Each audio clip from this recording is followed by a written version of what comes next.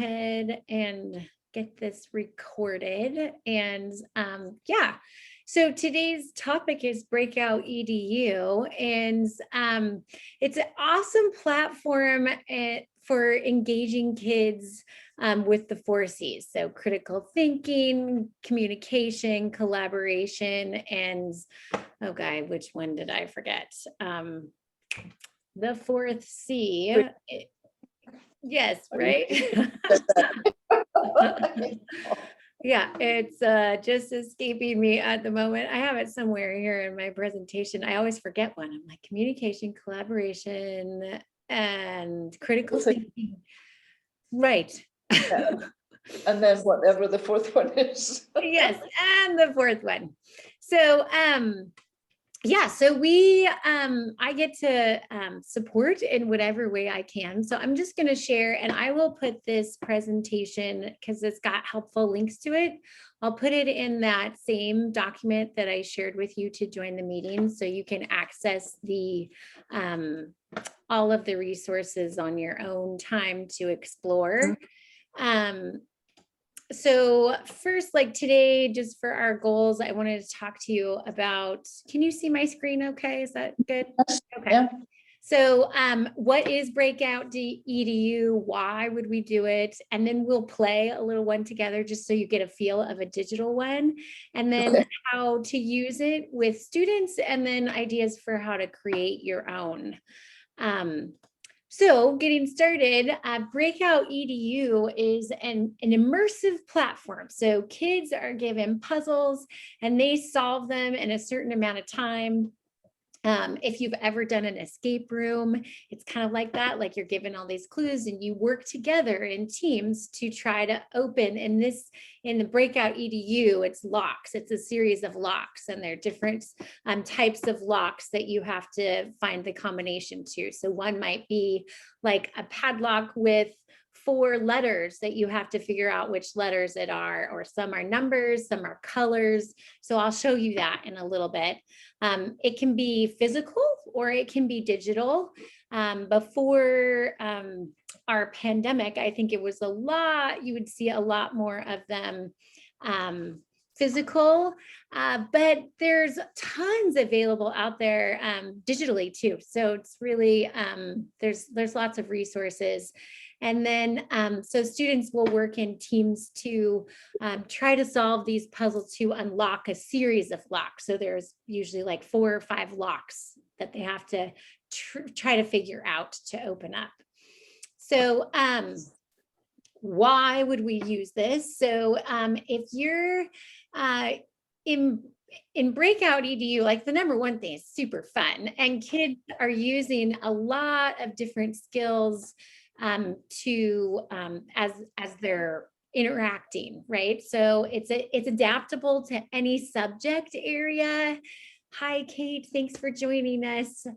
And it's team building and collaborative, like they learn a lot of interactive skills, develops problem solving. There's lots of critical thinking involved. They're communicating with each other.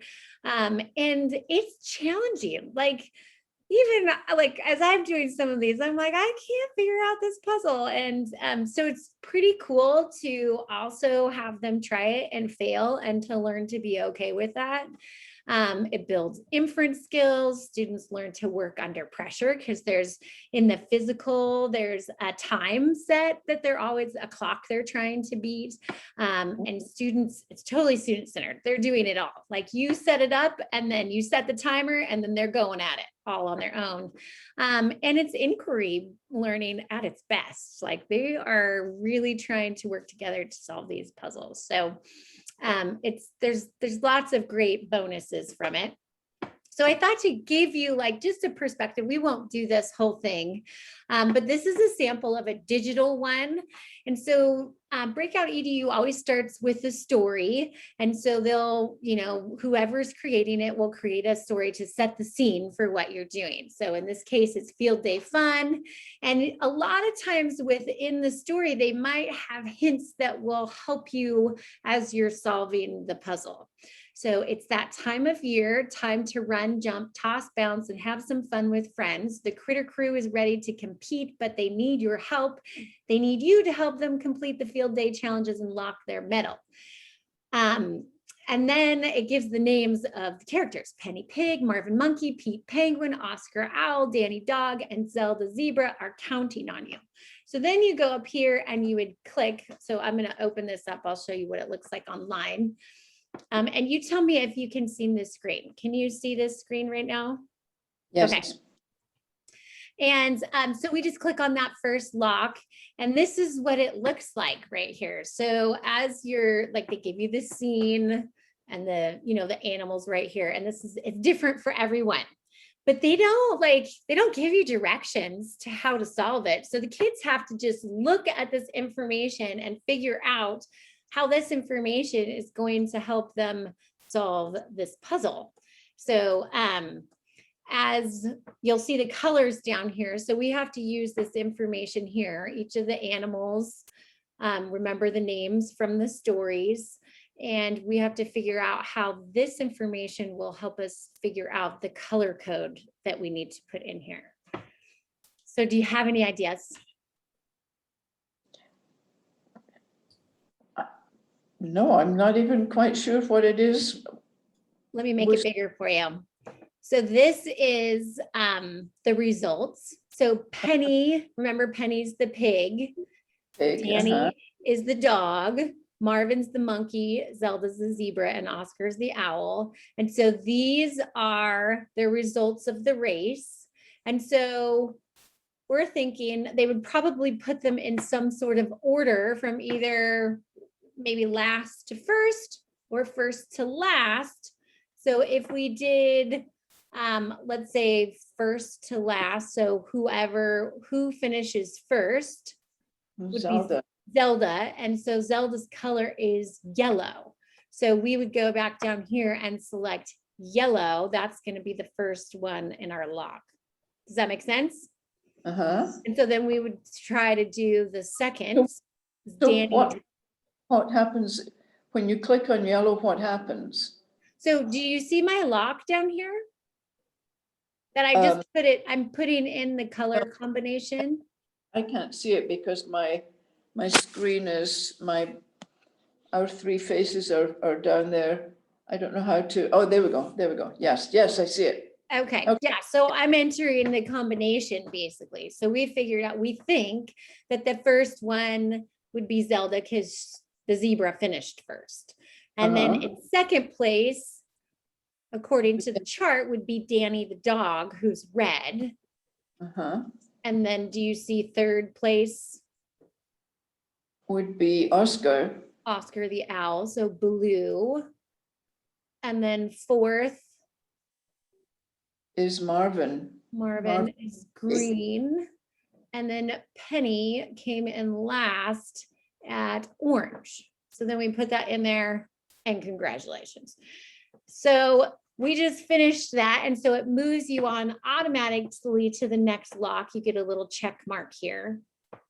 And so this one is a directional combination. And most of the puzzles will have a color lock, a directional lock, a number lock, a shape lock, and an alphabet lock. And so you can kind of count on that. And so this one is an obstacle course, and we have to figure out which directions they go to get to the finish line. Does that make sense? So they start and they go through. Do you think that they keep going down or down? So they have only 5 moves. So we have to get to the end in 5 moves. So you're trying to avoid the obstacles? Is that what you're trying to do? No, I think they're going through the obstacles because it's an obstacle. Oh, okay. Course. Yeah. So the first direction would be what? Down. South, yeah. So we would go down and then over to the right. And then what? Yep. And then over to, so we would be right here. To the right. to the right, and then we got to go Down. down. So there we go. You guys are awesome at this. So now what happens if you make a mistake? Does it take you back to the beginning or? No, what? it'll just tell you that's not correct, and it'll erase what you've got in this puzzle, and then you start the puzzle again. So we would then just go ahead for this one. This is the finish line. And so you'll see, like, can you figure out how these connect with what we've got down here? So pig would be the first. So star. Oh, okay. Then Pig and the squares next. uh-huh. And And then triangle. the triangles. And then the diamonds, I think. Okay, let's just do it wrong. So in case it's wrong, this is what happens when it's wrong. So it just flashes up there really quick. You got it wrong and it clears it out for you. So you Okay. said square there. And so then you said diamonds and circles. So that's the difference. And then it moves you on to the next one. Yeah. And so there's the thing that's hard that will be challenging for kids is that there's no directions to tell them what they need to figure out. So they just have to look at it and see what is this? How do I figure this one out? So it's not always super easy. You'll see this one is the number one. And so they just kind of have to look at it. I'll blow it up for you to try to figure out how they would solve this one. So we're talking about the number of balls? Yeah, but the colors also have something to do with it. Right. I was thinking smallest to the biggest. All right, so smallest. So the green is the smallest. Yeah. So what number would you say? 8, since they're 8. Okay. The next would be. What is 8 representing? So there are 8. So she was thinking that we would order the balls in smallest to largest. And the smallest balls are the green ones. So she counted 1, 2, 3, 4, 5, 6, 7, 8. Okay. So she put 8 there. I could totally be wrong. Right. And that's it. I mean, you just have to guess and figure it out. And so you eliminate things that aren't right. Which ones do you think are next? Orange, which has 5. Okay. And then Purple. Oh, the purple has 6. okay.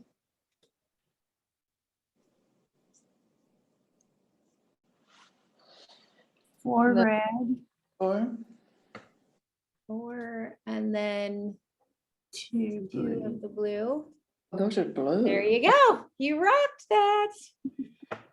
Okay. And then this, I will admit, my family and I stared at this one for a little bit last night going, what in the world?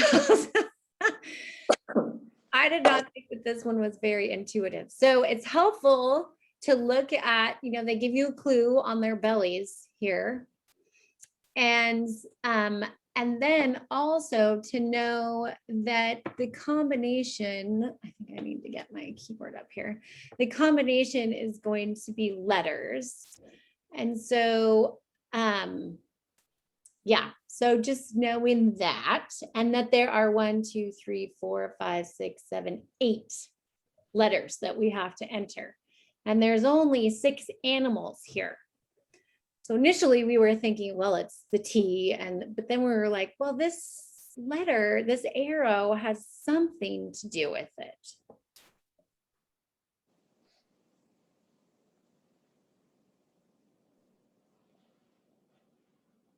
I know, right?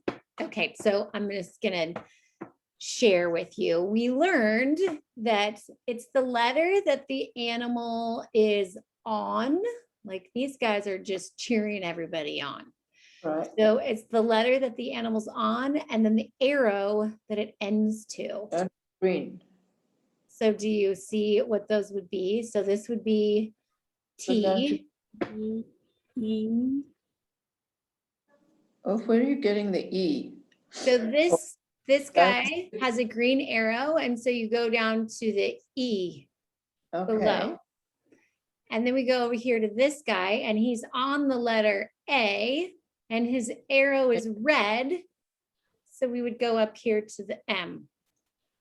Does that make sense? Wow. Yep. And then we go over here to this guy. He's on the W, and he's pointing to the yellow arrow or O below. And this guy's on the R, and he's pointing to the K. Does that make sense? Yes. Yeah. So there you Another- go. And then when you're done, you get a little cheering and all's good. So that's a little example. You have to, I have found that it's really helpful to prep kids that you're probably not going to get them all. It's totally okay. Like this is about the process more than it's about the results. So it's kind of fun in that way that they're working together. So that's a little picture of the digital version. We do, I believe there are some schools in our district that actually have physical kits. And I want to figure out who they are and if they're willing to share them. Because I'm sure they're not using them all the time, but I'm also thinking it would be great to get some at the district level that you could check out if you wanted them for your classrooms, if your school doesn't have them. So this is basically what you'll see in, and I linked to this in the presentation. If you could also build your own, if you know, you have classroom money that you could spend to create your own. So a kit includes, a physical kit includes a toolbox, and it has a lock box inside or something smaller, pouches or something like that. You'll need a multi-clasp lock because all of these locks right here are locking onto this. And so as they solve puzzles, you'll have a puzzle for each of these locks, and they have to get all of them unlocked in order to get inside the box. And so you want some of your clues might have writing on it that you'll need a black light flashlight for, and a UV marker, like that's often a part of the games. And then here's some other options. But the locks, you'll need a word lock and a 4-letter lock and a digit lock and a 3-digit lock or a directional lock, and then a key lock. So those are the physical locks, and then you can build puzzles from there. And the puzzles you can sign up like right now at Breakout EDU and get a free puzzle. I can't remember if it's every week or every month. I think it's every week you get a free puzzle, digital puzzle sent to you. But there are also lots, and I'll show you that in a moment, of resources on the internet where you can find some. So like how to use it in your classroom. I think now most of the thing you'll use it just in a digital sense because we still have to remain socially distanced. So in a normal world, you would decide if you want them to use it physically, the physical version, if you have one, or digitally. And then find your games. So I do have, I'll show you those in a moment, some resources where you can find games to use.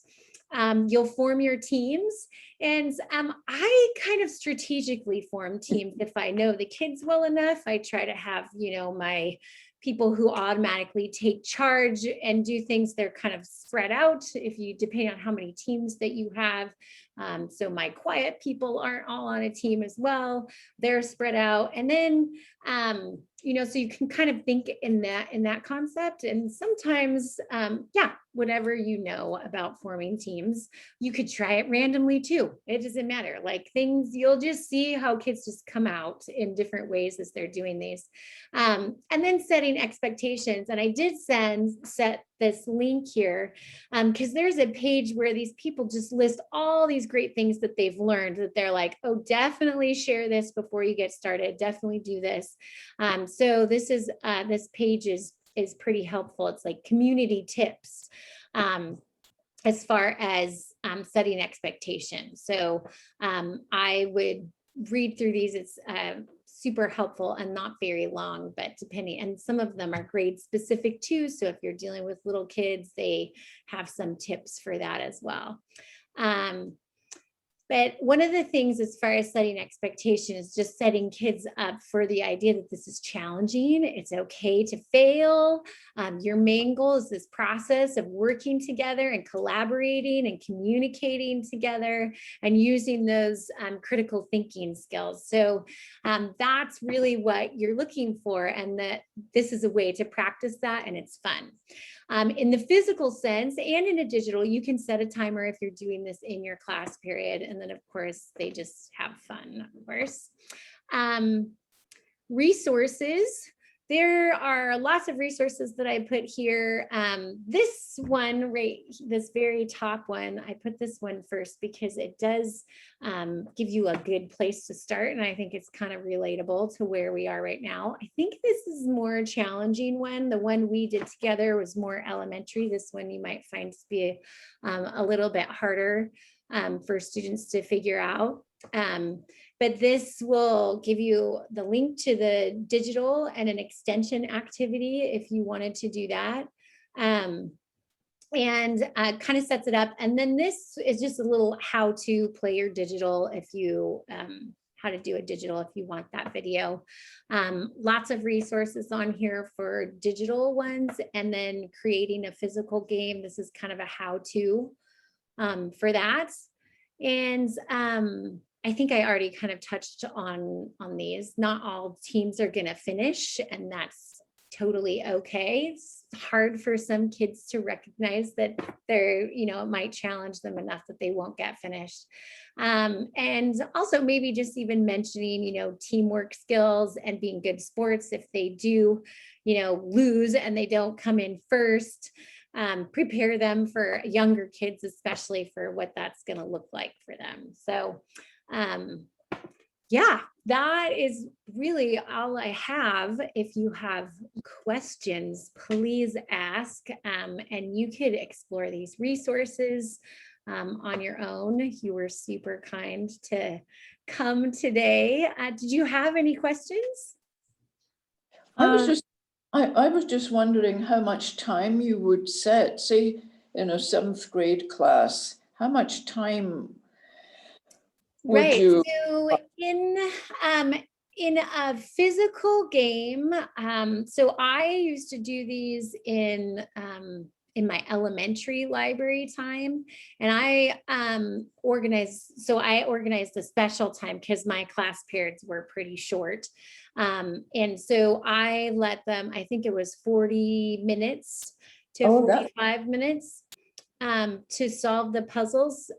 If you get one like the one that we just did together, that was, you know, for younger kids, they won't need as much time. But some of the middle school ones have a harder challenge. So yeah, so the timer could be based on, you know, the difficulty of the puzzle. I'm always amazed how quickly some kids can see how to solve the puzzle pretty fast. So yeah, I think that's most of the time, I think it's like 40 minutes. So I just asked to borrow a class, and the teachers are more than willing to give me the class to go play with them. So, and the kids just loved it. So yeah, I turned it into like, hey, you know, here's a reward that you can earn, and they loved it.